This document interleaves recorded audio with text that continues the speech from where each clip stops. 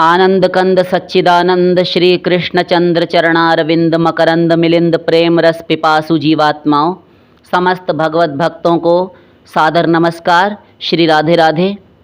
आज के प्रश्न लेते हैं। कुछ भक्तों के प्रश्न आए हुए हैं। उन्होंने प्रश्न किए हुए हैं कि जिनमें से एक बायो अध्यापक करके कोई हैं, वे प्रश्न करते ही रहते हैं यदा कदा। उनके 2 प्रश्न आए हुए हैं। वे पूछते हैं कि हमारे इष्ट देव बदलने का हमें डर लगता है, और ऐसा ही कुछ उनका प्रश्न है। तो हमने बहुत पहले देखा था। तो वे कहते हैं कि इष्ट देव बदलने का हमें लगा रहता है। कभी कोई इष्ट में मन जाता है, अपने इष्ट की आराधना उपासना पूजा कर रहे होते हैं, सेवा करते हैं, दूसरे में मन चला जाता है। एक तो ये आया। इन्हीं का कुछ दिन पहले भी प्रश्न आया था। तो बायो अध्यापक जी कहती हैं कि अभी रामनवमी पर हमारे यहाँ पर पास ही के मंदिर में श्री रामचरितमानस जी का, गोस्वामी जी कृत रामायण का पाठ रखा हुआ था। तो हमें भी सेवा मिली भगवान को रामायण सुनाने की।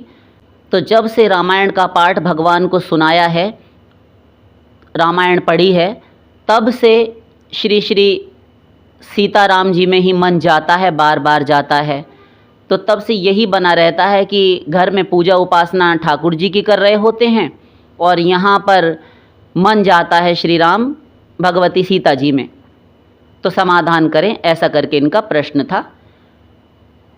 और एक दैनिक सत्संग करके हैं, वे भी यही बात कहते हैं कि कभी सीताराम जपते हैं, कभी राधे श्याम जपते हैं, और ध्यान स्मरण पूजा इत्यादि भी उन्हीं की करते हैं, किंतु मन बदलता रहता है बार बार। तो ध्यान बार बार, और कभी जपते भी ऐसा ही हैं, है ना। तो मतलब सिमिलर से क्वेश्चंस हैं, इनको हमने मिलाकर रखा है। सभी उत्तर ले लें। और अन्य अन्य आप में से जो भी माताएं हैं, बहन हैं, देवियां हैं, जो भी सज्जन हैं, भगवत भक्त हैं, साधक साधिकाएं हैं, सब के लिए है, वे भी यही ले लें। आगे से उनकी टेंशन सदा सदा के लिए समाप्त कर दें। किंतु आपसे हाथ जोड़कर सविनय निवेदन है, शीश झुकाकर, कि कृपया पूरा देखें, एक भी बात को छोड़ कर ना रखें। कि यदि एक भी, ये फिलॉसफी का सिद्धांत का विषय है, यदि एक शब्द भी आपके सर के ऊपर से निकल गया बिना सुने, तब आप उलझ जाएंगे। ये हम विनती कर रहे हैं, आज्ञा नहीं दे रहे। प्रारंभ करते हैं विषय। देखिए, हमारे इस देश भारत में, इस मानव समाज में भगवान श्री राम और श्री कृष्ण के उपासक ही सबसे अधिक संख्या में सर्वाधिक प्राप्त होते हैं, मिलते हैं। किंतु दोनों ही के उपासक संप्रदायवाद फैलाए हुए हैं, बहुत अधिक संप्रदायवाद। वे कहते हैं हम गौड़ीय हैं, वे कहते हैं हम निम्बार्क संप्रदाय से हैं, वे कहते हैं हम राधा वल्लभ संप्रदाय से हैं, एक कहते हैं हम रामानंदी संप्रदाय से हैं। ये सब लगाए रखते हैं। ठीक है, संप्रदाय कोई गलत बात नहीं है, किंतु संप्रदायवाद के नाम पर आपस में झगड़ा फैलाए रखना, इष्ट देवों के नाम पर झगड़ा करना, ये घोर नाम अपराध है, कुसंग है। एक एक शब्द को ध्यान से सुनते जाइए। तो ये दोनों ही प्रकार के उपासक, श्री राम रूप, श्री कृष्ण रूप के उपासक, ये जो झगड़ा किए रहते हैं, ये नाम अपराध कर रहे हैं। सावधान रहें। इसे हमने भी कई बार कहा है और मना किया है कि ये कुसंग है, नामापराध, निषिद्धाचार आदि से बचकर भक्ति भजन साधना कीजिए, तो अतिशीघ्र लाभ होगा, उन्नति होगी भक्ति में। इनमें से कुसंग से बचने के लिए भी बहुत बार कहा गया है। कुसंग क्या होता है? कुसंग का अर्थ सब यही करते हैं, बैड कंपनी, यानी बुरी संगति। तो यद्यपि ये अर्थ भी ठीक है, किंतु यह साधारण अर्थ है। विशेष अर्थ समझते हैं। कुसंग कई प्रकार का होता है। नंबर 1, भगवद विषयों से विपरीत, अर्थात भगवान को छोड़कर भगवान के नाम, रूप, लीला, गुण, धाम और उनके संत भक्त परिकर, इन 6 को छोड़कर जो भी बचा, माइक विषय प्रपंच, ये सब को सोचना, पढ़ना, देखना, सुनना, ये सब विषय सेवन करना, ये कुसंग के अंतर्गत आता है। और दूसरा बाद में बताएंगे। तो ये पढ़ना, सुनना, देखना और सोचना, ये कुसंग है। किंतु सबसे अधिक सोचना यानी चिंतन करना ही भयानक है। क्योंकि पढ़ने सुनने देखने वाले भी अंत में यहीं पर आ जाते हैं। जिन्होंने पढ़ा तो बाद में याद करते हैं, चिंतन करते हैं। जिन्होंने देखा था उनको भी चिंतन होता है। तो और सुना तो भी, तो इन तीनों की गति अंत में यही होती है, वे चिंतन करने लगते हैं। और हमने कई बार सावधान किया है कि नाम अपराध चिंतन से तो अधिक होता है। मुंह से बोले सो तो है ही, किंतु यदि मन से भी विपरीत सोचा तब फिर घोर नाम अपराधी हो जाएंगे। हम हों कोई भी हो, अपराध लग जाएगा। क्योंकि पढ़ने सुनने देखने वाले भी अंत में यहीं आ जाते हैं, सोचने लगते हैं। सोचते सोचते मनोवृत्तियां तदनुकूल होती चली जाती हैं। बुद्धि पर अज्ञान मोह का पर्दा पड़ता जाता है। मन पूरी तरह विपरीत चिंतन से भर जाता है और विषयों में लीन हो जाता है, तदाकार हो जाता है। इसीलिए श्री कृष्ण गीता में कहते हैं, एक वाक्य याद आ गया श्लोक गीता जी का, सुनाते चलें। ध्यायतो विषयान् पुंसः संगस्तेषु उपजायते, संगात् संजायते कामः, कामात् क्रोधो विजायते, क्रोधात् भवति सम्मोहः, सम्मोहात् स्मृतिविभ्रमः, स्मृतिभ्रंशात् बुद्धिनाशो, बुद्धिनाशात् प्रणश्यति। बार बार बार बार बार बार किसी विषय वस्तु का, पदार्थ का, प्राणी का, जिस भी वस्तु का चिंतन आप करते हैं, सोचते हैं बार बार, तब फिर उसमें आसक्ति हो जाती है। ये कारण है। और फिर यदि वह मायिक वस्तु है तो आपके मन पर माया की वस्तु का प्रभाव पड़ता है और आपका मन भी मायिक प्रपंच से भर जाता है। तो इसलिए, किंतु चिंतन बाद में होता है। पहले तो पढ़ना देखना सुनना ही होता है, चिंतन तो बाद में करते हैं। कोई गलत दृश्य आपने देखा एकांत में, अथवा वैसे ही बैठे ठाले आप उसको चिंतन कर रहे हैं। कुछ पढ़ा, चिंतन कर रहे हैं। कुछ सुना, फिर चिंतन। तो तीनों का फल चिंतन, और ये महाभयंकर सर्वनाश का मूल है। कुसंग को साधारण कभी नहीं समझना चाहिए, हल्के में नहीं लेना चाहिए कि हमारा कुछ नहीं बिगड़ेगा, हम सब जानते हैं। अरे कुछ नहीं जानते अभी आप, तो महान शत्रु समझकर दूर रखिए जब तक कि शुभ मुहूर्त ना आ जाए। ये शुभ मुहूर्त क्या है? जब तक भगवत प्राप्ति तक आप ना पहुंच जाए, हो ना जाए, भगवत दर्शन साक्षात ना हो जाए, इसको कहते हैं शुभ मुहूर्त। तब तक हमने पहले भी कहा है, भाव भक्ति पर पहुंचे हुए साधकों का भी पतन हो सकता है, हुआ है। जड़ भरत जी उसमें से ज्वलंत उदाहरण हैं। ठीक, अब कुछ कुसंगों पर चर्चा कर लीजिए, जो सिद्धांततः, वैसे सैद्धांतिक दृष्टि से देखा जाए तो अपने आप में कुसंग नहीं है, किंतु जीव, एक एक शब्द पर ध्यान दीजिए, जीव उनके द्वारा कुसंग कमा बैठता है, अपने आप में वे कुसंग नहीं हैं। नंबर एक, अनेकानेक शास्त्रों, वेदों, पुराणों, आर्ष ग्रंथों, निबंध ग्रंथों, तमाम प्रकार की धार्मिक पुस्तकों को पढ़ना, और फिर बाहर की पुस्तकों को भी पढ़ना, मैगजीन्स आदि को, ये सब इनमें घुसे रहना, किताबों में घुसे रहना, ये एक भयंकर कुसंग है। वो कैसे?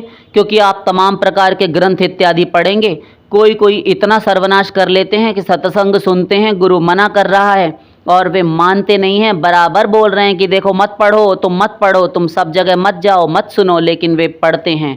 कंप्यूटर पे बैठकर पढ़ते रहते हैं, ऑफिस में बैठकर पढ़ते रहते हैं, जहाँ कहीं भी पढ़ते रहते हैं। कभी इंटरनेट पे सर्च करते रहते हैं, कभी उन महात्मा जी को सुन रहे हैं, कभी कुछ सर्च करके पढ़ने लगते हैं, और घर ही में खरीद कर पढ़ते रहते हैं पुस्तकें। ये पढ़ना, हमने पहले ही कह दिया, सिद्धांततः कुसंग नहीं है, पढ़ने के लिए हैं, किंतु जब तक गुरु ना मिल जाए आपको, तब तक आप पढ़ने के अधिकारी नहीं हैं। क्योंकि प्रत्येक ग्रंथ को, रामायण जी हों, चाहे आपके वेद हों, चाहे आपकी गीता जी हों, चाहे भागवत जी हों, सारे ग्रंथों को पढ़ने के लिए उन्हीं के भीतर ध्यान से पढ़ लीजिएगा। अधिकारी भेद है, अधिकारी की व्यवस्था की गई है। पहले ही चैलेंज कर दिया है कि सावधान, ऐसे मत पढ़ना, अन्यथा मारे जाओगे। आप मायाबद्ध हैं, तमाम विकार, दोष, काम, क्रोध, लोभ, मोह, प्रपंच आदि भरा हुआ है हृदय में। लिखने वाले जीवन मुक्त अमलात्मा परमहंस माया मुक्त महापुरुष हैं। अब उनकी पारलौकिक बुद्धि है, उनमें बैठकर भगवान साक्षात लिखते हैं। आप पढ़ेंगे माइक बुद्धि से, अब समन्वय नहीं कर सकते, पागल अवश्य हो सकते हैं। ग्रंथों का अंबार अपने हिंदू धर्म ग्रंथों का इतना है, अपने वैदिक वांग्मय का इतना बृहद भंडार है कि सारा जीवन, सारी आयु पन्ने पलटने में बीत जाएगी, आप एक श्लोक का अर्थ नहीं कर पाएंगे यदि हम आपको एक श्लोक दे दें तो। अपने आप अपनी इस माइक बुद्धि से उलझते चले जाएंगे। क्षमत विमत न पुराण एक मत, जहां तहां झगड़ो सो। विनय पत्रिका। पुराण एक मत नहीं है, एक ही पुराण ने अपनी ही बात स्वयं से काट दी। एक पुराण ने दूसरे पुराण की काटी बात, सो तो है ही। जो इस पुराण में कहा गया दूसरे पुराण में बात काट दी गई, जो उसमें कहा गया इसमें काट दी। तो ये तो अलग अलग झगड़ा चल रहा है 18 पुराणों का। एक ही पुराण ने अपनी बात को अपनी दूसरी बात से काटा है। अब पढ़िए, आप समझने चलेंगे, खो जाएंगे उसमें। रामायण में, साधारण पुस्तक आप पढ़ते हैं, रामायण जी में ही कहा है, धर्म न दूसर सत्य समाना। सत्य के समान दूसरा कोई धर्म नहीं है। तो बात खत्म हो जानी चाहिए ना। हाँ, कि सत्य के समान कोई दूसरा धर्म नहीं है, तब एक ही बात पर डटकर अडिग रहो। हाँ, किंतु अटल नहीं रह सके आप। क्यों? क्योंकि रामायण जी फिर बोली, परहित सरिस धर्म नहीं भाई, पर पीरा सम नहीं अधमाई। उत्तरकांड। परहित सरिस, श्री राम स्वयं कह रहे हैं, प्रजा को लेक्चर दे रहे हैं, दूसरे की भलाई के समान कोई भी धर्म नहीं है भैया। हाँ, अब बताइए, जब एक ही धर्म उसके समान कुछ है ही नहीं, तो अब ये परहित क्यों आ गया, यानी परोपकार। अस्तु, तमाम झगड़े हैं तो आप समन्वय नहीं कर सकते, क्या सही है और क्या गलत, इसको समन्वय करना कहते हैं। आप सामंजस्य नहीं बैठा पाएंगे, अपनी बुद्धि से उलझते चले जाएंगे। श्रुति पुराण बहु कहे उपाई, छूटे ना अधिक अधिक अरुझाई। फिर से विनय पत्रिका में गोस्वामी जी लिखते हैं, श्रुति और पुराण, वेदों पुराणों ने बहुत सारे उपाय कहे, किंतु छूट नहीं सकता। अधिक अधिक अरुझाई, और उलझता चला जाता है प्राणी जो इनको पढ़ता है। अंतिम एक वाक्य में समाप्त कर रहे हैं भागवत के अनुसार। चलिए, भागवत जी जो शास्त्रों का मुकुटमणि ग्रंथ है, क्या कहती है भागवत जी? भागवत कहती हैं, अनंत पारम गंभीरम दुर्विगाह्यम समुद्रवत। ये वेद शास्त्र पुराण जितनी संहिताएं पूरा वैदिक वांग्मय है।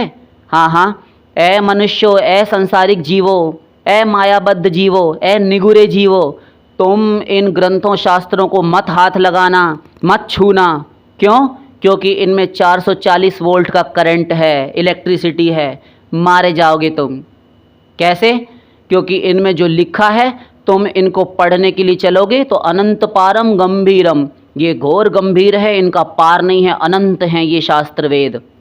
दुर्विगाह्यम समुद्रवत, समुद्र के समान अतल हैं, घोर गंभीर गहरे हैं। बड़े बड़े शुकादिक, जनकादिक, सनकादिक, उद्धवादिक, अमलात्मा, परमहंस इनमें गए और इन वेद शास्त्रों में खो गए, जाकर लौट कर नहीं आए। आप सोच लीजिए आप कौन सी कक्षा में हैं। हमसे लोग प्रश्न करते रहते हैं, आप ये बताइए कि हम अमुक ग्रंथ पढ़ सकते हैं, हम अमुक ग्रंथ का पाठ करते हैं, क्या वो ऐसे कर सकते हैं? हमसे गलती हो जाती है श्लोकों के सुस्पष्ट उच्चारण में। एक महाशय जी आए दिन प्रश्न करते हैं, वे कहते हैं हम शूज़ पहनकर जो है बैठते हैं ऑफिस में, तो वहाँ पर कभी कंप्यूटर पे हम ग्रंथ वगैरह पढ़ते रहते हैं, क्या पढ़ सकते हैं? एक आए, वो कह गई कि हम इतने इतने ग्रंथ पढ़ते हैं, हमारे गुरुजी ने कह रखा है कि इन वाणियों का, इन सब का पाठ करना।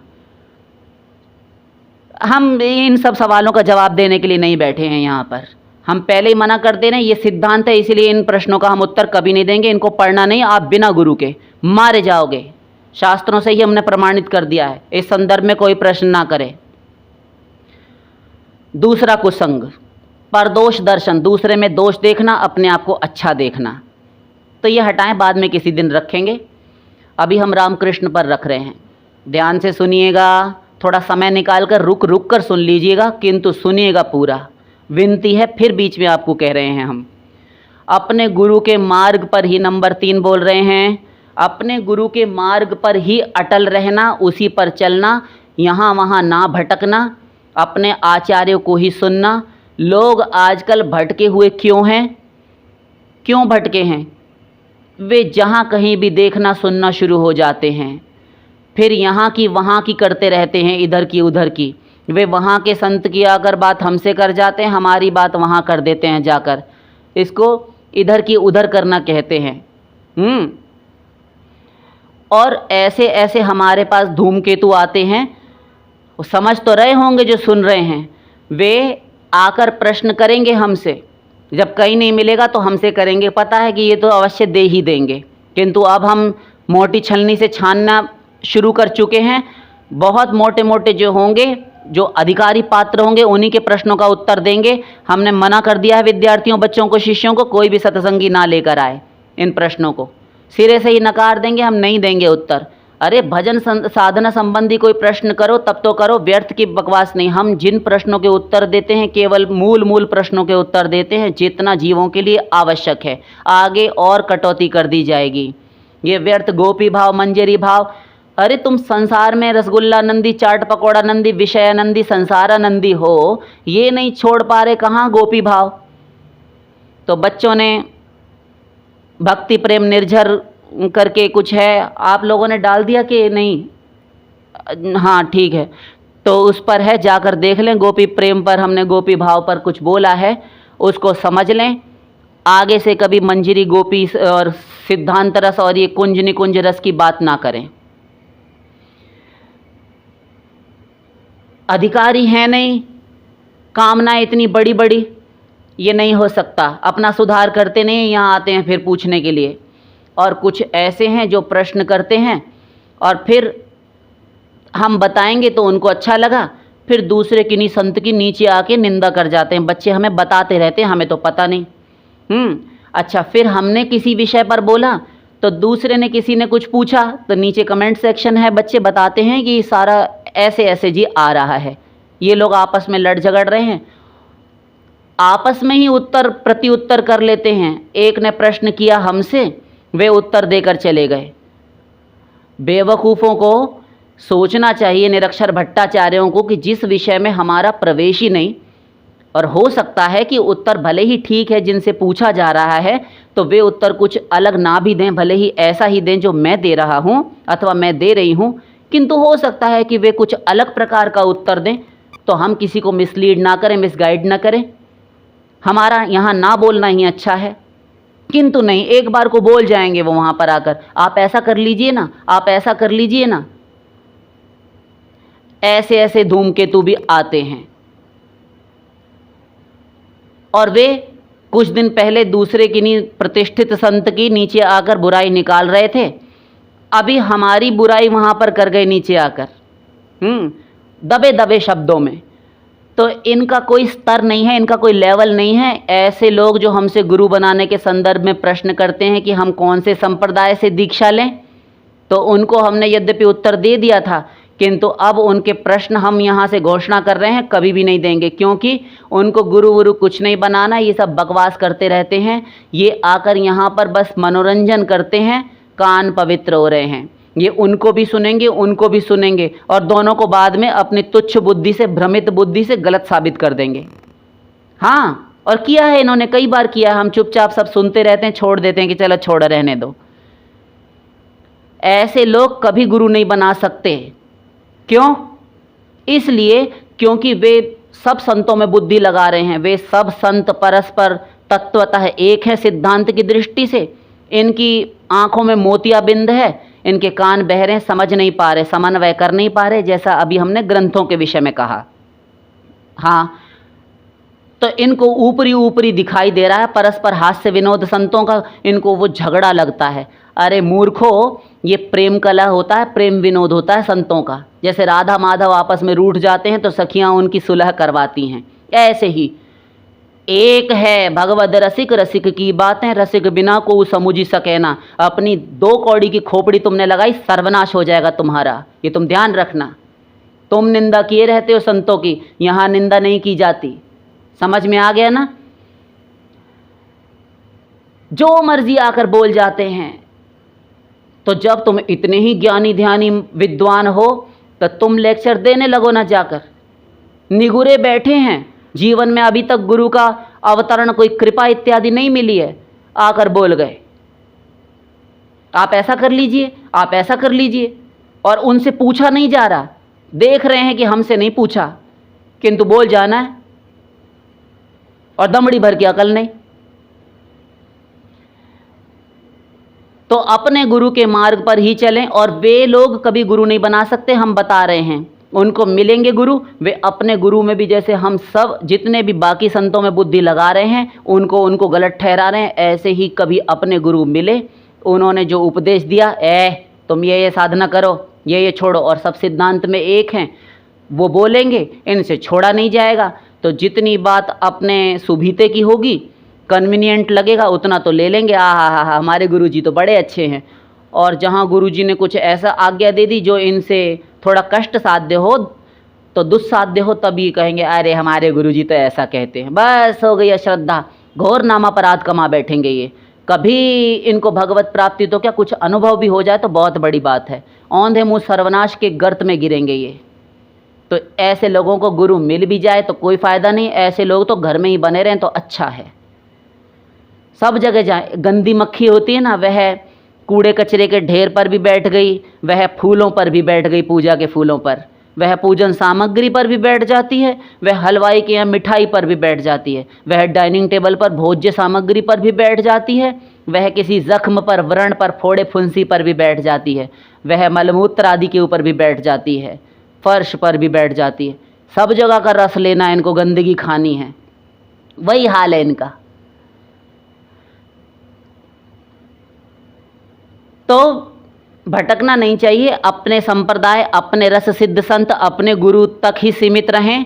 जो आज भटके हुए क्यों हैं? क्योंकि वे सब जगह जाते हैं, सब जगह की सुनते रहते हैं।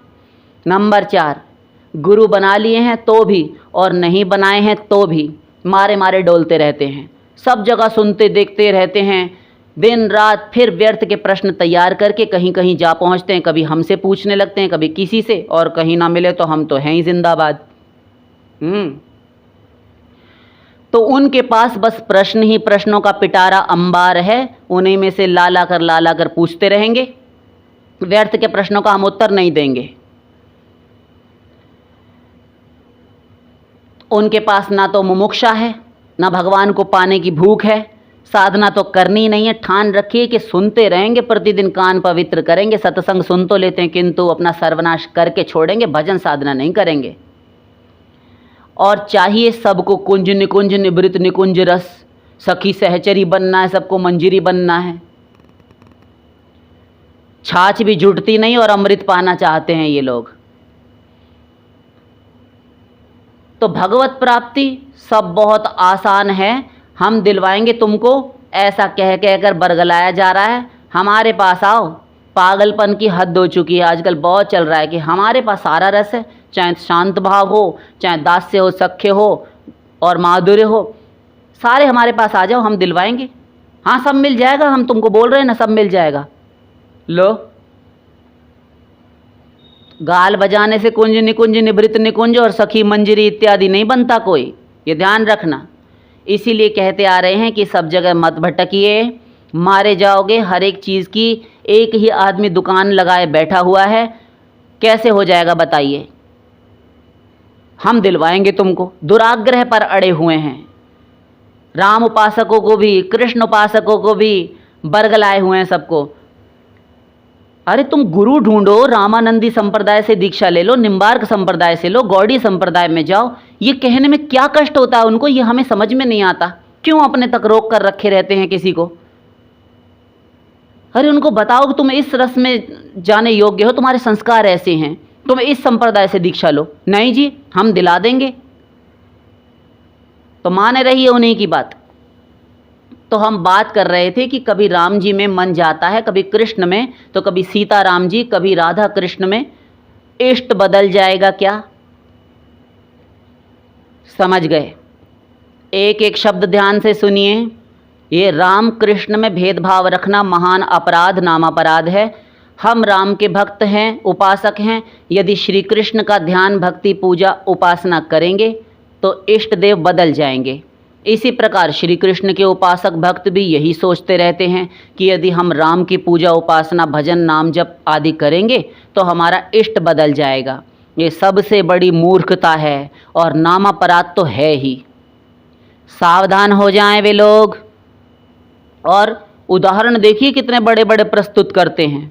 उदाहरण देखिए, एक कोट करते हैं तुलसीदास जी का दोहा, उसका कोटेशन देते हैं। क्या कहते हैं? कहा कहों छवि आज की, भले बने हो नाथ, तुलसी मस्तक तब नवे, धनुष बाण लो हाथ। ये कहते हैं कि तुलसीदास जी ने कहा था कि तब ही सिर झुकाएंगे हम जब तुम हाथ में धनुष और बाण ले लोगे। ये प्रियालाल से कहा था, श्री राम बनने के लिए श्री कृष्ण से कहा था, वृंदावन में ब्रज में जाकर श्री तुलसीदास जी ने रामायण करने गए थे जब।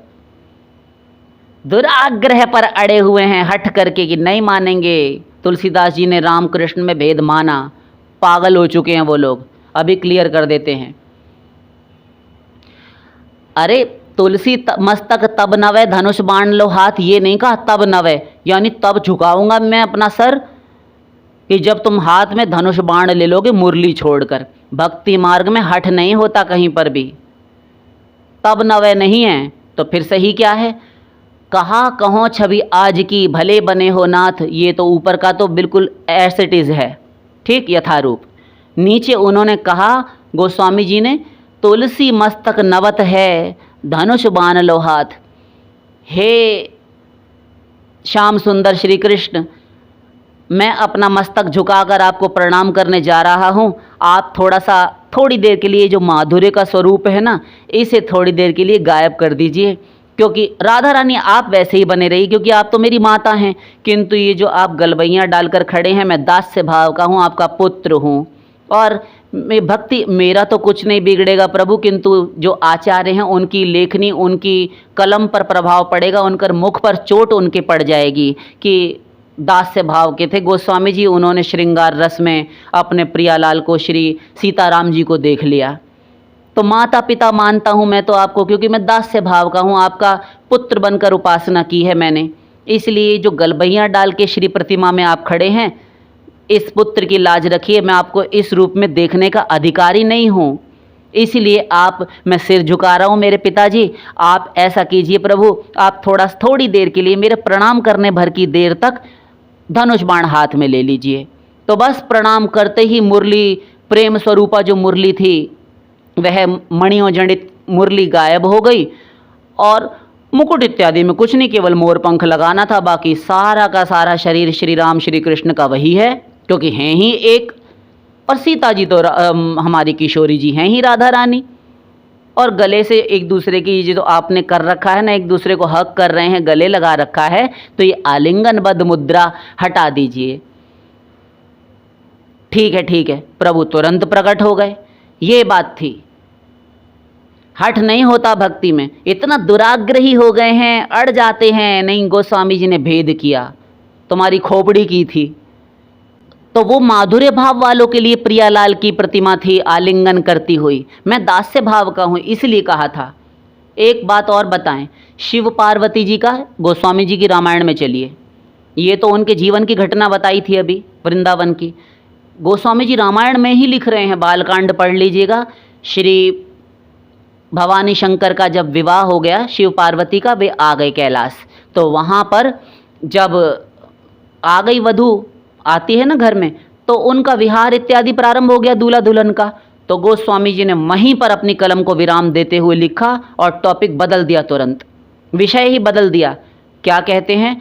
शिव पार्वती का विवाह हुआ तो विहार का वर्णन नहीं किया उन्होंने कि कैसे विहार कर रहे हैं, कैसे उठते बैठते सोते जागते हैं भवानी शंकर।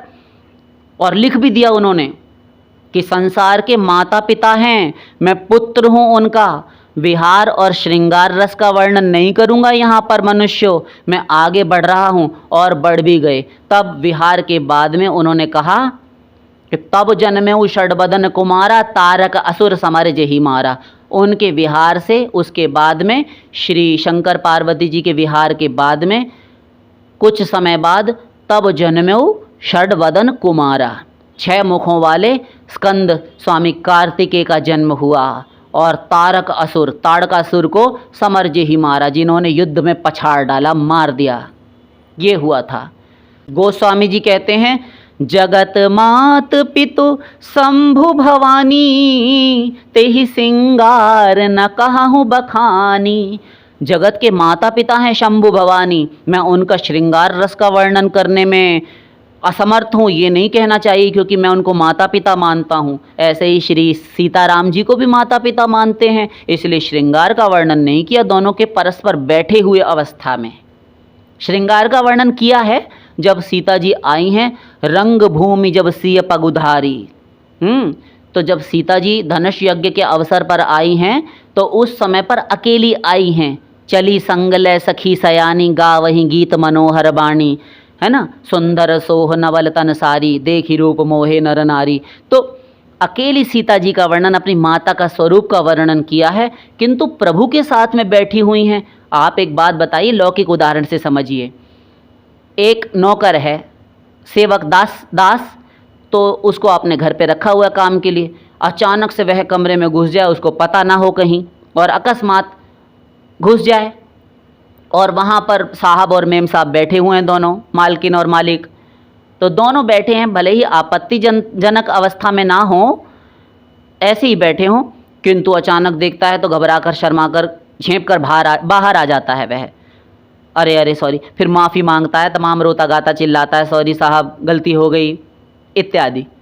तो उसको पता है कि मैं सेवक हूँ, बेडरूम तक प्रवेश मेरा नहीं है, पता ही नहीं था, इसलिए धोखे से आ गया, सोचा कि साहब अकेले होंगे।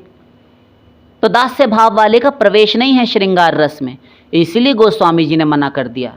और ये हठ पकड़े रहते हैं कि तुलसी मस्तक तब नवै। अरे क्यों तब नवै? तुलसी मस्तक नवत है, ऐसा कहा। एक दोहा उन्होंने ऐसा लिखा है गोस्वामी जी ने कि इन राम भक्तों का जो लड़ाई झगड़ा है ना, ये मचाए रखते हैं। श्री कृष्ण भक्तों से डाह रखते हैं, चिढ़ते हैं, जलते हैं राम भक्त, और श्री कृष्ण भक्त राम भक्तों से चिढ़ते हैं। कुछ सारे नहीं, जो तत्वज्ञ हैं और जो निगुरे नहीं हैं वे तो जानते हैं, जिनके गुरुओं ने डांट कर समझा कर मना कर रखा है, जी गुरु जी कभी भी भेद नहीं करना, वरना वो झापड़ देंगे कि दिमाग सही हो जाएगा, दोनों एक ही हैं। तब वे भेद नहीं करते, और जो मनमानी करते हैं वे अपराध किए रहते हैं।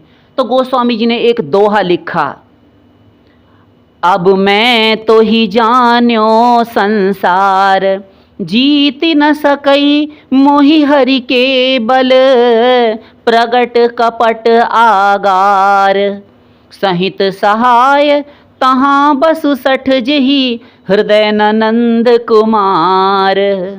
अब मैं तो ही जान्यो संसार, ऐ माया के संसार, अब मैंने तेरा वास्तविक स्वरूप समझ लिया, किंतु जीत ही न सकई मोहि हरि केवल। अब तक तू जीतता रहा क्योंकि मैं बहुत कमज़ोर था, दुर्बल था, किंतु अब तो मुझे हरि के बल, अब मुझे हरि का बल प्राप्त हो गया है। तो क्यों जी, हरि कहाँ से आ गए? अरे रामायण में जगह जगह भरा पड़ा है, हरि श्री राम के लिए आया है, और वही हरि भगवान विष्णु के लिए भी आया है, वही हरि तुम्हारे श्री कृष्ण के लिए भी आया है। तो गोस्वामी जी भेद नहीं मानते। जीत न सकई मोहि हरि के बल, अब तू नहीं जीत सकता क्योंकि मुझे प्रभु का बल मिल चुका है, हरि का। प्रगट कपट आगार, तू कपट का घर ठहरा संसार, अब नहीं ठग सकता मुझे। अब लो नसानी अब न नसई हो, अब तक मेरी बुद्धि नाश होती रही, अब नहीं नाश होने दूंगा, आगे भी कहते हैं, है ना। तो ये दोहा उन्होंने बहुत पॉपुलर लिखा विनय पत्रिका में। सहित सहाय तहाँ बसु सठ, ए शठ मूर्ख संसार, तू अपने सहायकों काम क्रोध लोभ मोह मद मात्सर्य ईर्ष्या राग द्वेष पाखंड दंभाचरण, इन सब की जो माया की कटकाई नौकर चाकर हैं, इनके साथ में तू वहाँ जाकर डेरा जमा। जे ही हृदय न नंद कुमार, जिसके हृदय में नंद कुमार ना हो। है नंद कुमार कैसे जी? गोस्वामी जी भूल गए आप? अरे दशरथ कुमार बोलिए, कौशल्या कुमार बोलिए। लिखने तो डिस्टर्ब मत करो, ठीक है नहीं कर रहे, किंतु आपके इष्ट देव तो श्री राम हैं, भाग जाओ यहां से। अरे बड़ा गुस्सा हो रहे हैं, बीपी हाई हो रहा है गोस्वामी जी का। अरे गधे, नंद कुमारी तो हमारे इष्ट देव आराध्य हैं श्री राम। तो ये जानते समझते हुए भी राम भक्त कृष्ण भक्त झगड़ा किए रहते हैं और भेद बुद्धि किए रहते हैं। गोस्वामी जी के ऊपर भी आरोप लगाने से इनको गुरेज नहीं है, बाज नहीं आते। नहीं नहीं, गोस्वामी जी तो भेद मानते थे, तुम्हारा खोपड़ा मानते थे। अभी हजारों प्रमाण दे देंगे। आगे चलिए, अभी और समझिए। रामायण पढ़ी है ना? हाँ हाँ बिल्कुल, खाक पढ़ी है। क्यों? इसलिए कि जब रावण का वध हुआ, खोलिए लंका कांड। हाँ ठीक है, खोल लिया, बोलिए। लंका कांड का 102 नंबर का दोहा निकालिए। दोहा नंबर 102 निकाल लिया। इसके आगे से पढ़ना शुरू कर दीजिए। दोहे से ही पढ़िए, दोहे में भी लिखा हुआ है। तो रावण का वध हुआ तो भगवान ने 31 बाण छोड़े। 10 बाणों से 10 सिर, 20 बाणों से 20 भुजाएं उड़ाई, 30 हो गए। बचा एक बाण 31वां। उससे बाण एक नाभि सर सोसा, यानी एक बाण से नाभि सरोवर सुखा डाला, क्योंकि उसमें अमृत था। रावण भूमि पर आकर गिरा, सारी भूमि डोल गई। उसके बाद गोस्वामी जी फिर लिखते हैं आगे की 102 नंबर के दोहे की 5 चौपाइयाँ पढ़ लीजिए ध्यान से। उठाइए रामचरितमानस, पढ़ रहे हैं। तो जब मर गया, उसकी सारी रानियां मंदोदरी आदि विलाप करने लगी। तो जब रावण गिरा भूमि पर और शिव जी ब्रह्मा जी प्रसन्न हुए, देवताओं मुनियों ने फूल बरसाए, तो क्या हुआ? बरसहि सुमन देव मुनि वृंदा, जय कृपाल जय जयति मुकुंदा। क्या हुआ? देवताओं, ऋषियों और मुनियों के झुंड समूह जो खड़े थे, आकाश में युद्ध देख रहे थे, उन सब ने नंदनवन के पुष्प बरसाए। भगवान श्री राम की विजय हुई, रावण का दलन हुआ और रावण मर गया। जय कृपाल जय जयति मुकुंदा, हे कृपालु भगवान आपकी जय हो, हे मुक्तिदाता मुकुंद। मुकुंद, ये मुकुंद तो श्री कृष्ण के ही लिए इस्तेमाल होता है, हमने सदा यही देखा था। पढ़ लीजिए, और एक बार नहीं 2 बार आया। उसी के ठीक आगे छंद प्रकट हुआ, वहाँ पर भी मुकुंद शब्द आया है, पढ़ लीजिएगा। 102 के आगे 5 चौपाइयाँ हैं, उनमें मुकुंद शब्द दिया है, तो ध्यान से पढ़ लीजिएगा। ठीक है, पढ़ लेंगे। और आगे बताइए, आगे बताएंगे और क्या क्या कहते हैं शास्त्र हमारे, किंतु वो फिर कभी, वो कल बताएंगे। ठीक है।